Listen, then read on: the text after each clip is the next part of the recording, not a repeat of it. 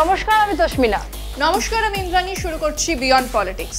বিহারে মদ বাড়ি বাড়ি, সুশাসন চলছে ভারী।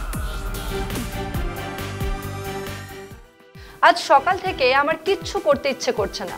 কেন রে, তোর শরীর খারাপ নাকি? শরীর মন সবই খারাপ, কিছুই করতে ভালো লাগছে না। কেন, কেউ কিছু করেছে নাকি? খালি নাম বল, আমি তাকে দেখে নিচ্ছি। না গো, কেমনই ছুটি ছুটি মন করছে, দূরে কোথাও ঘুরতে যেতে ইচ্ছে করছে আমার। তাহলে ঘুরতে চলে যা কদিন ছুটি নিয়ে।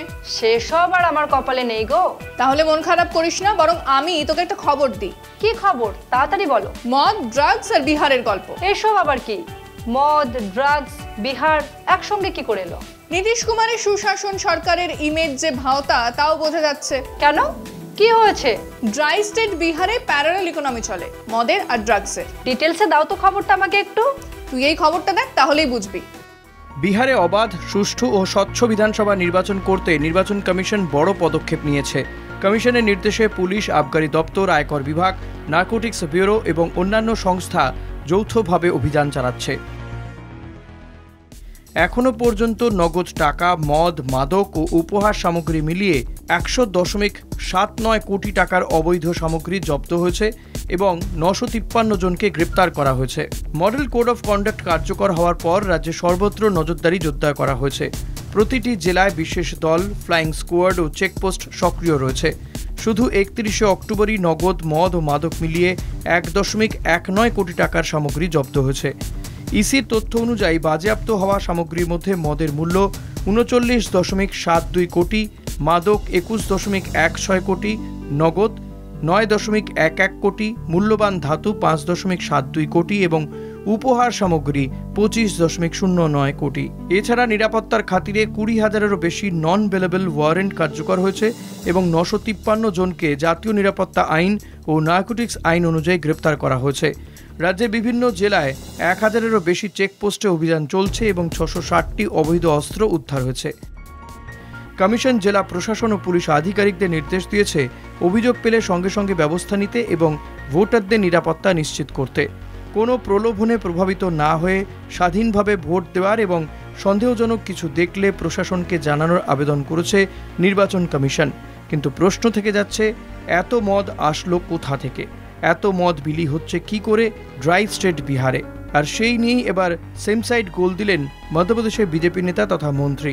মধ্যপ্রদেশের পর্যটন মন্ত্রী ধর্মেন্দ্র সিং লোধি ফেসবুক লাইভে মন্তব্য করেন, বিহারে মদ মাফিয়ারা রাজত্ব করে, ফোন করলেই বাড়িতে মদ পৌঁছে যায়। এনডিএ শাসিত রাজ্য বিহার। বিজেপিরই এক মন্ত্রীর এই মন্তব্যে বিতর্ক ছড়িয়েছে। বিহারে বাড়ি বাড়ি মদ পৌঁছে যায়, বিহারে ভোটের আগে কোটি কোটি টাকার মদ উদ্ধার হয়। কমিশনের ধরপা করে বিজেপিরই মন্ত্রীর মন্তব্যে আবারও একটা কথা পরিষ্কার হয়ে গেল, নীতিশের সুশাসন রাজ আসলে বিজেপি নীতিশ জোটের সবচেয়ে বড় জুমলা। বিহারে তো সুশাসন রাজ চলে না, সেটা জুমলা। যা চলে তাকে চলা বলা যাবে না। মানে কি বলতে চাইছো তুমি? মানে বলতে চাইছি, বিহারে যে শাসন চলে তাকে সুশাসন বলা যায় না। কেন তুমি এরকম বলছো কেন? বলছি কারণ নীতিশ কুমারের 20 বছরের শাসনে বিহার কিছুই এগোয়নি। কিছুই এগোয়নি? তাহলে কি অবস্থা বিহারের? বিহারের শিক্ষা, স্বাস্থ্য, রাস্তা সবেতেই ফাটল, সুশাসনের চিহ্নই নেই। মোদিজি তো বলেছেন যে বিহারে বিকাশ রাজ করবেন বলেছেন। প্রশ্ন উঠছে, এতদিন তাহলে সরকার কি করলো? সত্যি ভ্যালিড প্রশ্ন। তুমি আমাকে একটু ডিটেলসে দাও তো খবরটা। তাই ভালো, তুই এই খবরটা দেখ, সবটাই বুঝবি। বিহারের শিক্ষা ও স্বাস্থ্য ব্যবস্থার ছবিটা শুধু বাইরে থেকেই বদলেছে। 3 দশক আগে যেখানে স্কুলে ছাদ চুইয়ে জল পড়তো, ব্ল্যাকবোর্ড ভাঙা ছিল আর ছাত্রছাত্রীরা মাটিতে বসে পড়তো, আজ সেখানে নতুন ভবন, সাদা বোর্ড ও বেঞ্চ আছে। কিন্তু শিক্ষার মান খুব একটা বদলায়নি।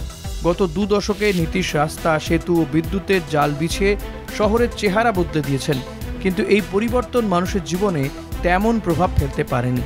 শিক্ষিত যুবকরা কাজের অভাবে রাজ্য ছেড়ে বাইরে চলে যাচ্ছে। প্রায় 2.5 কোটির বেশি মানুষ আজ অভিবাসী শ্রমিক। রাজ্যের মাথাপিছু আয় 2005 সালে যেখানে ছিল প্রায় 7,000 টাকা, এখন প্রায় 60,000। তবু এটি দেশের দরিদ্রতম রাজ্য।